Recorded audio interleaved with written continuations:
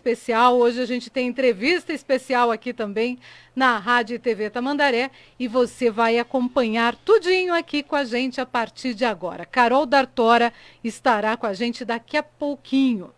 Gente, homenagens a gente precisa fazer num momento como esse, né? E homenagem ao dia que é hoje, o dia de luta contra o racismo. Podem entrar, por favor, sentem-se. E eu vou mostrar para vocês quem também já chegou, quem está aqui com a gente. Deixa eu só ver se a câmera está pegando direitinho. Está pegando, vamos lá. Vereadora Carol D'Artora, agora eu posso falar vereadora, né? Sim, que bom, boa noite, prazer em recebê-la. Deixa eu arrumar só aqui o teu... Você arruma ali para mim o microfone dela? Por favor, que está muito distante e daí vai ficar muito baixinho. A Carol hoje veio com uma convidada, a primeira vez que ela esteve aqui ainda não era vereadora, veio com o esposo, hoje Sim, é assessora? Assessora. Prazer em conhecê-la, o nome da assessora? Janaína. Janaína, tudo bem, Janaína? Tudo bem. Seja bem-vinda à Rádio e TV Tamandaré. Obrigada. Bom, hoje acabou coincidindo, pelo menos pra gente, que é um dia importantíssimo, né? No calendário da luta contra o racismo. A gente não vai falar da questão histórica, do abolicionismo, enfim, porque tem muita discussão, muita história para se contar. Mas eu quero saber de você também como é que está essa luta, né? Você sempre foi embrenhada na luta, não é agora como vereadora, e hoje ainda tem um movimento nacional, que eu acho que abrange Curitiba. Tem o movimento nacional, tem a Frente Nacional Antirracista, que está fazendo atos por todo o Brasil. Eu tive de manhã na ocupação Tiradentes, junto com a Central Única das Favelas e a Frente Nacional Antirracista, para fazer entrega de cestas básicas, porque a gente sabe que a fome voltou a assolar e isso se aprofunda na pandemia. Então a gente está com várias ações contra a fome, em favor da vacina, contra esse governo genocida, né, fora Bolsonaro, e também para protestar contra o que aconteceu em Jacarezinho, no Rio de Janeiro, aquela chacina horrível que não se explica. Eu ouvi muito sobre essa questão de Jacarezinho e, enfim, acabei ouvindo até um advogado negro que mora lá. E as pessoas acabam colocando muitas vezes que se fosse um outro local com menos pessoas negras, talvez não tivesse acontecido da forma como aconteceu a operação. É assim que vocês veem também que o movimento vê, Carol? É assim, você consegue imaginar a polícia entrando e matando pessoas na Aqui no porta Batel, das por exemplo? suas casas, no bairro Batel? Isso existe? Significa que não tem, enfim, não tem bandido no Batel, não acontece nada, não tem nenhuma criminalidade no Batel. Esse desrespeito é com as favelas, é com a população negra. A gente vive um genocídio, não é de hoje que a gente vem denunciando o genocídio da população negra, né? Hoje eu tô ficando rouca de tanto falar que você deve ter dado muitas entrevistas. 23 minutos no Brasil, um jovem negro morre. A cada 23 minutos um jovem negro morre no Brasil. Então a gente vive um verdadeiro extermínio. E isso se aprofunda agora na pandemia, né? Várias mortes poderiam ter sido evitadas. Então é por isso que a gente chama esse governo de um governo genocida. Porque no começo da pandemia, algumas mortes eram inevitáveis, é uma doença nova, chegou, aconteceu a gente no mundo não conhecia, inteiro.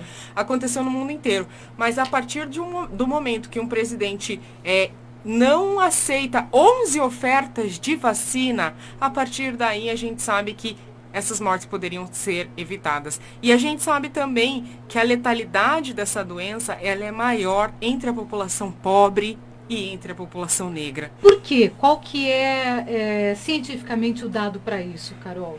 São vários fatores, né? É a precariedade nas moradias, então, por exemplo, nas favelas, moradias muito próximas, menos acesso à saúde, a maior parte dos usuários do SUS é a população negra. Então, são várias questões estruturais que levam para essa maior letalidade, né? Principalmente na falta de acesso mesmo. E aí tem outros componentes, né? Alimentação precária, a gente sabe que tem um dado que é bem importante, que as famílias que têm algum nível de insegurança alimentar, a maior parte das famílias que têm algum nível de insegurança alimentar, que estão na iminência de passar fome, são famílias chefiadas por mulheres negras. Então, toda essa precariedade leva para maior letalidade. Então, a gente observa esse desprezo. E aí, nesse dia, né, que é o 13 de maio, que é o dia que a gente chama de o dia da abolição inacabada, porque foi uma abolição inacabada, nós fomos abandonados, não essa houve... é a grande discussão que se faz, né? Houve a abolição, mas e dali para frente, né? O que aconteceu? Quais foram as vitórias que vieram com isso? Ou simplesmente abandonaram os negros à sua própria sorte? Na verdade, esse dia 13 de maio foi o dia do abandono, né? Foi o dia que disseram, vocês estão livres. E aí essa libertação não se efetivou de fato, porque a população negra não tinha para onde ir, não tinha com o que trabalhar. A mão de obra negra foi substituída pela mão de obra europeia, então era uma população que não poderia ser assalariada. Isso criou o processo de favelização, que a gente chama. Eu sempre cito um livro que se chama Do Quilombo à Favela. Eu ia falar até do Quilombo. Que mostra como foi esse processo das pessoas saírem para os morros, né? No Rio de Janeiro foram muito para os morros. Aqui também. Para as áreas periféricas, então esse processo de favelização, porque as pessoas simplesmente não foram inseridas na sociedade. Então, por isso que a gente fala que é esse dia de abolição, de uma abolição inacabada, e que o movimento negro tenta ressignificar. Para nós, esse é um dia de luta, um dia de denúncia, um dia de combate ao racismo no Brasil. E no Paraná, como é que está a situação? Porque a gente ouve muito falar, né? No Brasil, aliás, o presidente diz isso, né? No Brasil não existe racismo, o vice-presidente falou isso também. Ou seja, a impressão que a gente tem é que tentam ocultar, talvez, o racismo no Brasil, tentam acobertá-lo, né? Mas ele acontece e aqui no Paraná não é diferente, né?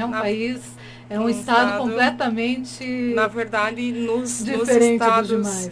Nos estados aqui do sul do Brasil, a gente tem até um contexto diferente, né? A gente tem um contexto de maior invisibilidade ainda da população negra, porque são estados que se dizem europeus, exatamente, de colonização europeia. Curitiba, por exemplo, negou por muitos anos que houve escravização em Curitiba, o que é mentira. Houve escravização em Curitiba, houve escravos em Curitiba, e essa história foi velada, negada por muito tempo.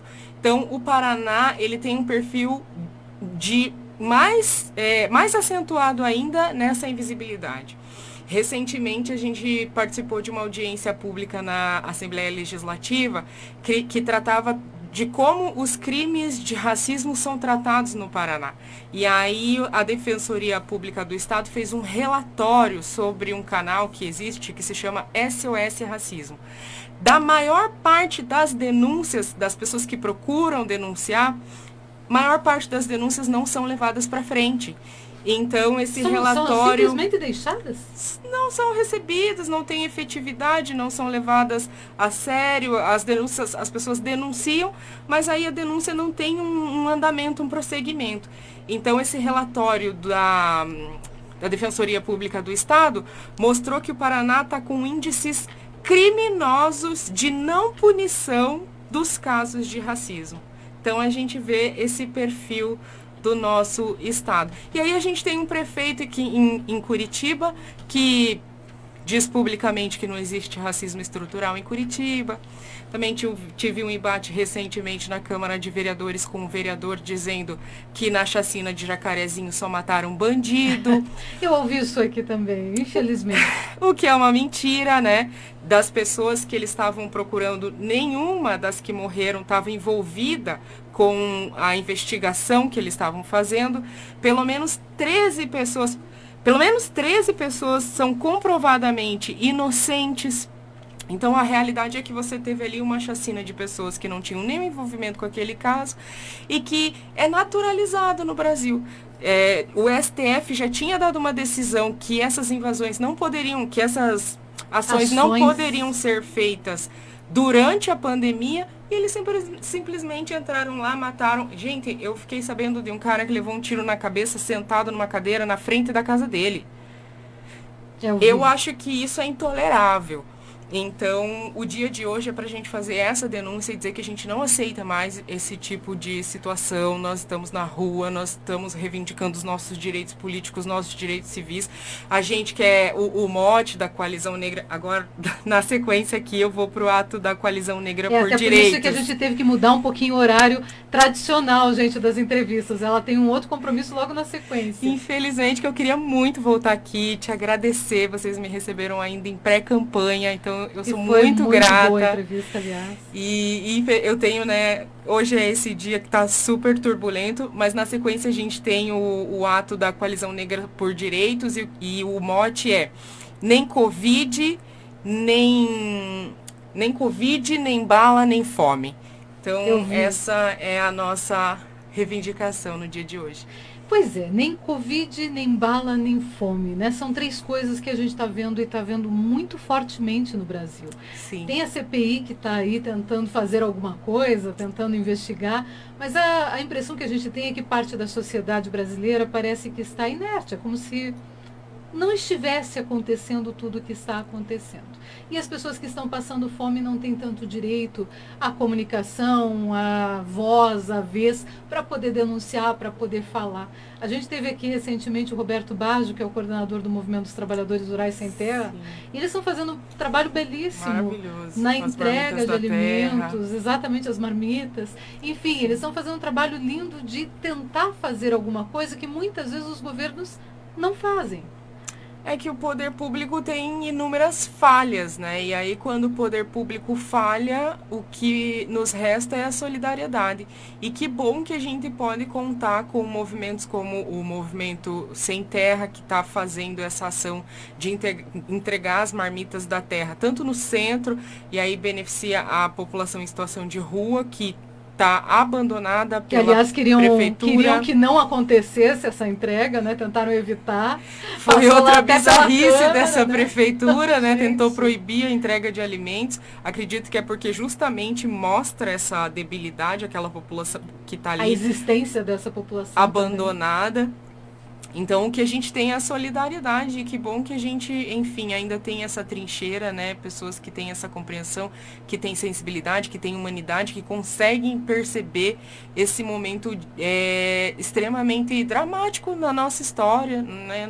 Nas nossas vidas. Todos nós estamos sofrendo, né? Acho que ninguém tá contente nesse momento de pandemia, mas eu percebo que muitas pessoas estão enxergando, assim. Eu vejo, você tem visto isso nas ruas? Eu vejo que a gente nas redes, né? está conseguindo avançar na compreensão social. O Bolsonaro vem caindo cada dia mais nas pesquisas. Então, eu tenho muita esperança, assim, tenho esperança que 2022 a gente vai conseguir construir um outro projeto político, tirar essa... não tenho medo de chamar de genocida, tirar esse genocida daí que está insustentável. Hoje em dia chamar de genocida pode dar processo, né?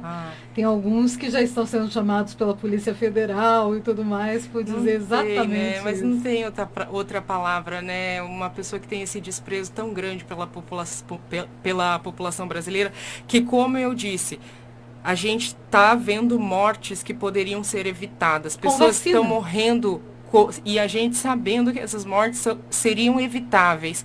Então não tem outra palavra quando alguém não faz nada, lava as mãos, deixa, dá risada, debocha. E o kit Covid, o tratamento precoce, ele não estava querendo dizer que tinha uma saída? Espalhando fake news, dizendo que tratamento precoce é efetivo, mentindo para a população. Nenhum país do mundo adotou esse tratamento precoce. Tentou mudar a bula, né? Gente do céu. Isso seria realmente um crime absurdo. Nossa, então não tem o que falar, né? Não tem outra palavra, não tem como categorizar de outra forma. Além de todo esse movimento, você está completando 5 meses e meio, praticamente, de vereadora. Que balanço você faz desse período, Carol? O que você já aprendeu, digamos assim? Foi difícil, não foi difícil? Qual foi tua luta aí nesses teus 5 meses de parlamentar? Olha, aliás, foi uma vitória e tanto, né? Foi uma vitória e tanto, acredito que foi uma vitória para a cidade precisava dessa representação. Hoje, assim, a demanda que esse mandato tem é gigantesca, as pessoas se sentem representadas, as pessoas procuram, elas sentem que têm acesso, então a gente corre muito, muito mesmo, trabalha muito, porque a gente percebe o quanto as pessoas confiam, o quanto elas depositam esperança. Então isso é muito gratificante, maravilhoso.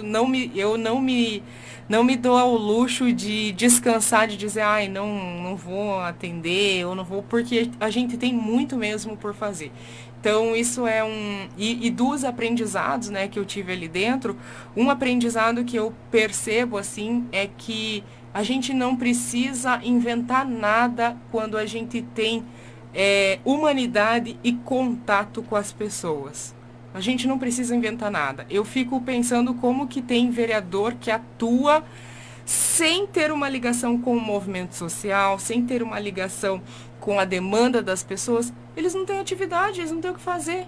Porque é isso que eu falo, tem uma debilidade muito grande no poder público. Então tem um campo vasto de trabalho que a gente pode implementar, sabe? Então a gente tem trabalhado muito e o que eu aprendi é isso, que quando a gente tem uma sensibilidade, uma humanidade, essa solidariedade, fica até, eu vou dizer fácil, fica fácil trabalhar, mas não é que é fácil que não é cansativo. É muito cansativo porque é muito trabalho. Mas fica fácil você perceber a demanda social. No começo, logo que você assumiu, você fez algumas denúncias com relação a racismo também. Você recebeu as ameaças de morte por e-mail, como também outras parlamentares receberam no Brasil. Tudo isso não desanima, não dá vontade de dizer, não quero, não vou fazer, por que eu cheguei até aqui? Não passou isso em momento nenhum pela tua cabeça, Carol? Entristece, assusta, às vezes dá medo, tira umas noites de sono, mas a possibilidade de abandonar, de desistir, nem pensar, assim. Os ataques racistas, eles não são uma novidade. Eu sou uma mulher preta, eu cresci com isso, né? Do momento que eu pisei na escola, eu tive que aprender a lidar com as injúrias raciais, com esse racismo que está posto, infelizmente, na nossa sociedade. Então, isso não foi uma novidade. A ameaça de morte realmente me chocou muito, me deixou um pouco com medo. Mas, ao mesmo tempo, com vontade de mostrar que isso não é mais tolerável, que a gente não vai tolerar mais isso e que a gente vai lutar para que justamente as próximas que vierem não tenham que passar por isso. Quando você fez a denúncia, você sentiu que foi bem recebida? Os meios de comunicação, eu sei que sim, eu vi que eles divulgaram em todo o Brasil. Né? Houve uma comoção muito grande da mídia, né? Porque a gente tem esse levante antirracista na sociedade hoje, e que bom. E é como eu disse, cada vez mais as pessoas vêm compreendendo que não dá mais para continuar caminhando do jeito que estava. Dessa forma. Então houve uma comoção muito grande, assim, das pessoas, as pessoas compreenderam. Por outro lado, houveram pessoas também dizendo que eu inventei aquelas denúncias para ter visibilidade, né? O que é bizarro. Mas eu vi, assim, uma certa comoção, sim. Que bom, né, que as pessoas começam a perceber. Eu vou começar a ler aqui rapidinho, porque eu vi que já está quase na hora de você ir embora. Algumas participações para a gente interagir. A Elaine Cruz Pérez diz, boa noite, estou ansiosa com a entrevista, já está acontecendo. Elaine, boa noite. Boa noite. A Fabiola Jungles diz, olá, boa noite. A Fabiola é professora. A Veridiane Benato diz, olá, boa noite. A Veridiane é a presidente do Conselho Municipal aqui de Negros de Almirante Tamandaré. Que legal. A Tatiane Politchuk diz, boa noite, queremos bolo, né? Bodas de madeira, parabéns ao casal. Falando do José Eduardo de mim, hoje nós completamos aniversário de casamento, mas quem veio é a minha filha Ana Luísa, ele ficou em casa para depois a gente poder comemorar, né? Enfim. Que legal. Ayrton Garcia participando com a gente diz, boa noite, Santana do Livramento na escuta. Legal. E ele diz boa noite também para a Fabiola, nosso ouvinte gaúcho. E ela diz que prazer acompanhar, essa é a Fabiola que é professora, a vereadora tão especial de Curitiba, Carol D'Artora. Ai, que bom, muito bom esse carinho. A Marilda Prado, olá pessoal, boa noite ouvintes e uma boa noite especial à vereadora Carol.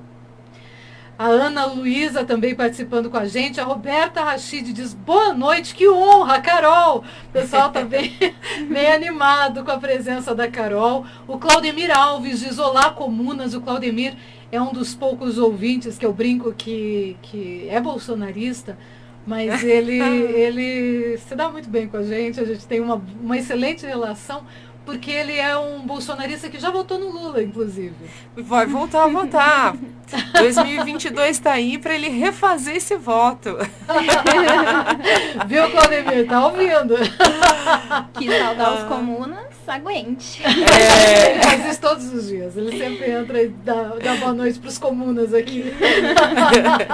A Fabiola Jungles diz, logo vou esperar a vereadora também no meu programa. A Fabiola tem o programa Papo de Mulher aos sábados aqui na Rádio e TV Tamandaré.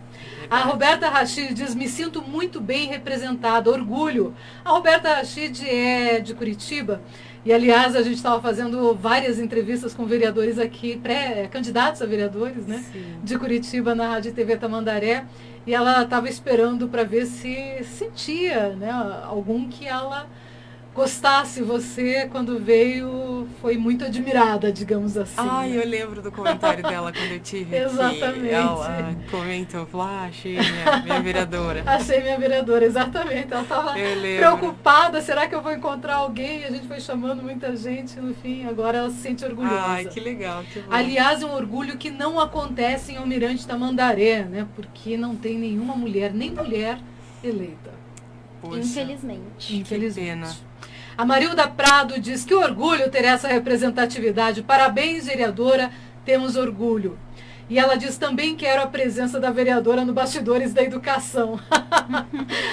Marilda Prado, pronto. Imagina, a vereadora só vai dar entrevista na vida, vai em todos os lugares da entrevista. Mas eu vou sim, é só convidar, só achar o lugarzinho na agenda, a gente vai. O José Eduardo está chegando aqui, vai fazer também as fotos. Ele estava também ansioso para a sua volta. Aliás, todos nós estávamos para ver como é que iam ser esses passos, né, Carol? Sim. Porque, afinal de contas, são 5 meses, não é fácil, a gente sabe, todo o embate que tem, é mulher, é negra, é jovem, né? Numa Câmara Municipal onde normalmente se tem leões ali, pessoas de vários perfis. E é isso que eu quero te perguntar agora, o conservadorismo e até a bancada evangélica, acabou tendo algum tipo de problema dentro da Câmara, de embates que passaram dos limites, digamos assim?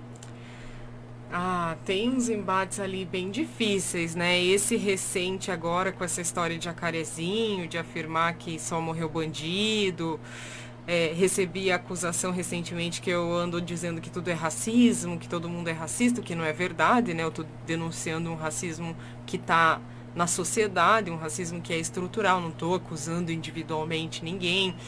A bancada fundamentalista realmente é muito complicada, porque toda sessão defendendo o tratamento precoce não tem mais como tolerar isso, né? A gente sabendo que pessoas que tiveram a sua situação agravada, que foram a óbito, porque justamente fizeram abuso de ivermectina e cloroquina, e você vê toda a sessão as pessoas se inscreverem para defender tratamento precoce, para defender o Bolsonaro, é muito complicado.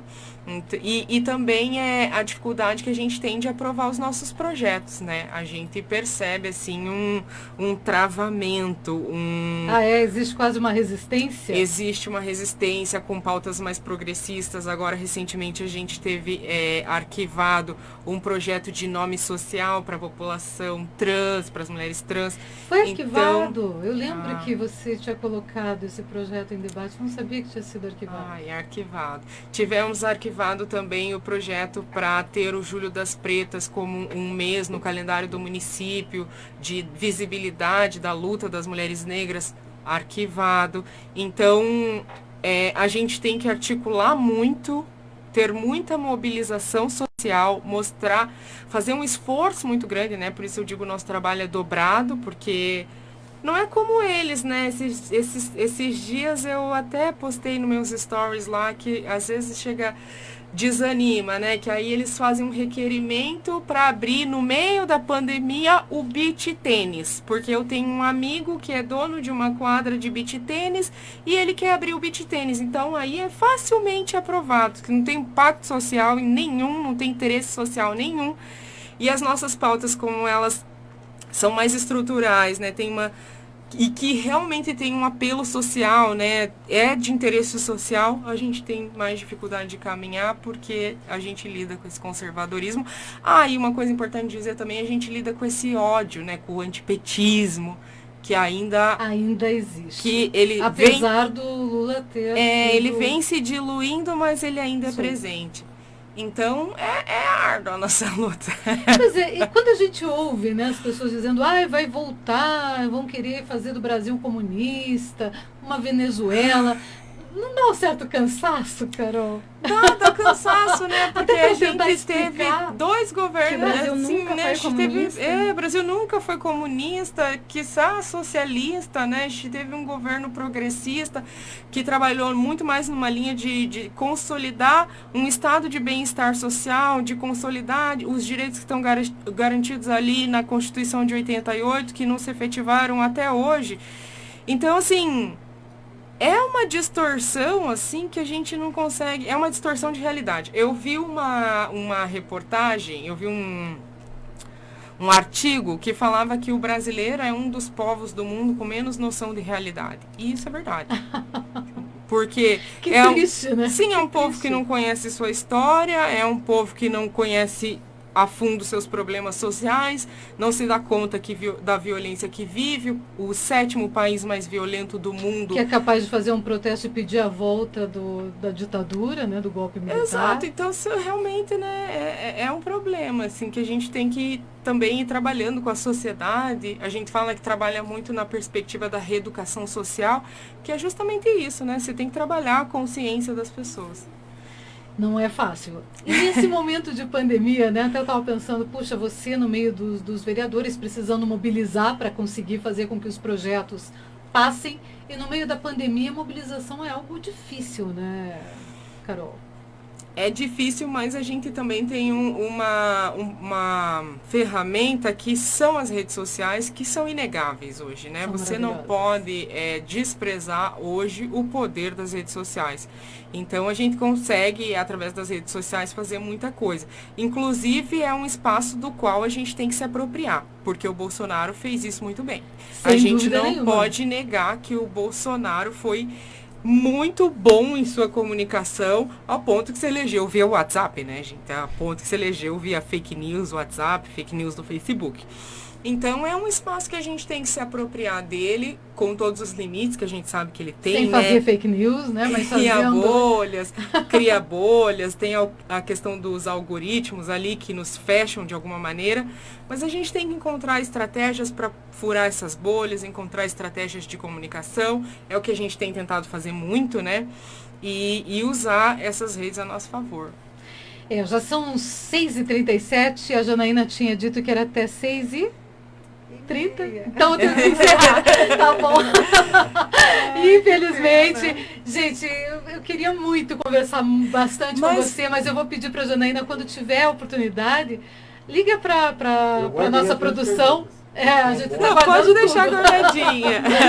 Que eu volto, para que ela possa voltar futuramente, porque eu acho que tem uma pauta imensa que a gente pode conversar, debater e melhorar. Pela sua vitória, e eu até estava acompanhando o dia na Globo. Senta aqui. E aí eu vi que você foi destaque nacional, né? E nós ficamos felizes em relação a isso. A gente comentou muito sobre isso. A gente acreditava em você quando você veio aqui com as propostas. E só que a gente sabia. A gente não pode falar isso como jornalista. Tudo bem. Não, mas eu não sou eu falo. Mas... eu não sou eu falo. Comentarista pode, é verdade. Porque por Curitiba, em relação a Curitiba, você o perfil da cidade, né? Foi algo fantástico mesmo. Foi uma revolução. Tanto a perseguição que você sofreu ali, que a gente viu todo. E também tem um outro treinador lá também, jovem, que está sendo... Esse está sendo perseguido de uma forma... Está sendo, nossa... Está sendo perseguido. Até vamos tentar trazê-lo. É uma coisa assim absurda. Hoje em dia, esse radicalismo está complicado, né? O extremismo. É essa polarização, né? Exato. Muito triste. É verdade. Mas é verdade. Eu entrei falando que eu queria muito vir, que eu fiz questão de vir, apesar de hoje ser um dia de muita luta, né? Então são muitas agendas e tudo, mas eu queria muito vir porque eu fiquei muito grata, né, de vocês terem me recebido aqui durante a campanha. Eu falei, não, eu tenho que voltar lá. E quero mesmo poder voltar com mais tempo, e esse tempo vai existir, né, passando um pouquinho a gente volta. Mas também quero recebê-los lá no gabinete. A Então, gente assim, vai, sim, estão convidados. Vamos sim. Lá. Rapidinho aqui, então, a Simone Santos diz parabéns à nossa vereadora, abraços da Simone, orgulho de ser representada por essa grande mulher de Deus, abençoe nessa caminhada, que Deus te abençoe, ela é da reciclagem. A Roberta Rachid diz, poxa, foi arquivado o projeto trans, que triste, poxa, precisava de políticas públicas para a comunidade trans. Ela tem uma filha que é trans, e ela diz hashtag Lula 2022. Isso. É isso aí. E ela diz, usa-se o anticomunismo desde o segundo reinado com o intuito de manipular as massas. A Tatiane Politchuk diz hashtag fora Bolsonaro. A Roberta Rachid diz fora Bozo. O professor Alfredo Burzinski, professor de Sociologia, diz boa noite, Luciana. Boa noite, vereadora. Como é bonito quando vemos um político falando de forma conceitual. Uma aula de política nessa entrevista. Espero que seja bastante útil e que muita gente possa assistir. É verdade. Obrigada, professor Alfredo. Gente boníssima. Foi candidato a vereador do PSOL aqui em Almirante Tamandaré. Um grande batalhador. A Roberta Rachid diz, vamos agendar para conversarmos mais, principalmente sobre o Fora Bozo, diz ela e cai na gargalhada. É isso. Carol, obrigada. Eu sei que você tem essa continuidade, esse movimento. Sim. Então, um bom trabalho aí para vocês, que Deus te abençoe e que em breve você possa voltar aqui. Bom trabalho para você. Voto sim, muito obrigada pelo convite, e assim que eu puder, a gente volta. Vamos agendar. E também espero vocês lá em Curitiba no gabinete. Vamos sim, obrigada. Com certeza. Obrigada, Carol. Tchau, Janaína. Sejam bem-vindas sempre. Até. Tchau, tchau. Tchau, obrigado. Obrigada. Tá aí, gente. A gente recebeu a vereadora de Curitiba, a Carol D'Artora, nessa luta, né? Hoje, exatamente hoje, dia 13 de maio, em que tem a luta mais forte com relação ao não, né? A dizer não ao abandono dos negros, da comunidade negra brasileira, e principalmente aqui também no nosso estado do Paraná, onde ela mesma falou que muitas vezes essas famílias, essas pessoas acabam sendo invisibilizadas, né? Como se elas não existissem.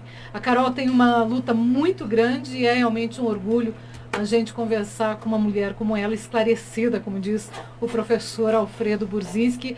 Que aula, né, Ana Luísa? Que coisa. Com certeza. Foi muito bacana, muito fantástica aqui a nossa entrevista com ela. Que bom que a Carol pôde vir.